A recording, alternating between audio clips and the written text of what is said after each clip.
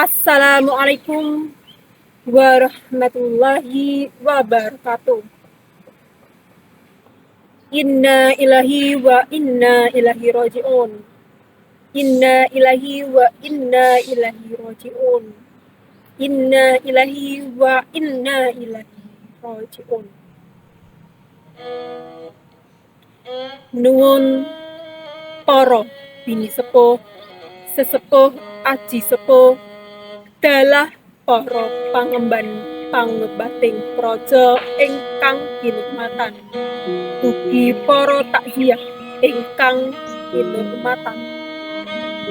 Langkung rumiyin sumangga panjenengan sedaya kula nderekaken ngunjukaken ros puji syukur wonten ing ngarsanipun Gusti Allah ingkang Maha Agung. Awit sampun paring mapinten-pinten kanikmatan kawilujengan tuwin katentreman dumateng kula lan panjenengan sami. Satemah kula dalasan panjenengan saged kempal manunggal wonten dalem dukita menika. Inggih saperlu sareng-sareng caos panghormatan ingkang pungkasan awit sedanipun Bapak Muhammad Lukman sampun seda kapundhut wonten ngarsa dalem Allah Subhanahu wa taala. Panjenenganipun Bapak Muhammad Lukman kanthi yuswa 30 taun wekdal 11 siang ing mbok pilih anggenipun sesrawungan almarhum dumateng panjenengan sedaya wonten kalepatan sedaya kulawarga ingkang nyuwunaken pangapunten dumateng panjenengan sedaya lan mugi almarhum kagolongaken seda ingkang husnul khotimah. Amin. Para bapak, ibu, muaziyah, muazin ingkang mulya, keparenga kula nikmatul wahda minangka pranata pamundhuting kulawarga panandhang dukita kinen ngaturaken lelantamaning adicara pamertaking layon ing wekdal punika. Tumunten badhe kula aturaken manggah laksitaning adicara pakurmatan layon ingkang kaping sapisan inggih menika pambuka, kaping kalih atur panuwun, kaping 3 atur bela sungkawa, kaping sekawan atur panglipur, kaping gangsal donga, kaping 6 susupan, saha kaping 7 pambidaling layon saha panutup. Mekaten menggah reroncening adicara pamertahing layon wonten ing wekdal punika ingkang sapisan sumangga kula dalah panjenengan sedaya adicara punika kapurwakan kanthi waosan basmalah sesarengan. Bismillahirrahmanirrahim.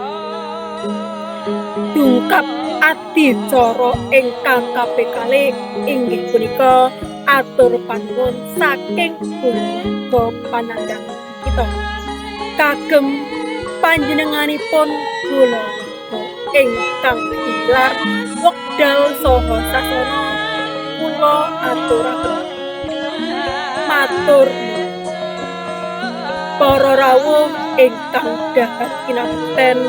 Adicara saklajengipun inggih punika atur bela sungkawa saking sesulih para takziah dumateng panjenenganipun kula sumanggaaken matur nuwun. Kalajengaken atur bela sungkawa saking pangarsa dusun inggih menika Bapak Bintang kagem panjenenganipun Bapak Bintang wekdal saha sasana kula aturaken matur ingkang saklajengipun mugi rohipun suwargi Bapak Muhammad Lukman pinaringan pangapunten saha tansah tetapi anggenipun sowan pangayunaning Gusti ingkang Maha Agung dipun wonteni donga konjuk wonten ngarsa dalem Gusti Allah ingkang murhun dumadi. Wondene ingkang piniji nun inggih panjenenganipun Bapak Jeksa wekdal kasumanggahaken. Matur para pambela sungkawa ingkang pantes sinudarsana angkating layon badhe kalaksanan dening para kulawarga panandhang ingkang punika dumateng panjenenganipun para kulawarga ingkang piniji hamanggala gendama layon kasuwun samekta ing ati. Para pambela sungkawa ingkang berbudi dharma gendhaga layon sampun kapunggul dening para kulawarga wonten sangajengipun kita kepareng ing sedya badhe hanetepi tata cara blebosan dumateng para putra wayah ingkang badhe netepi tata cara blebosan mugi samekta ing ati. Wondene ingkang mratitisaken panjenenganipun Bapak Suryana sumangga.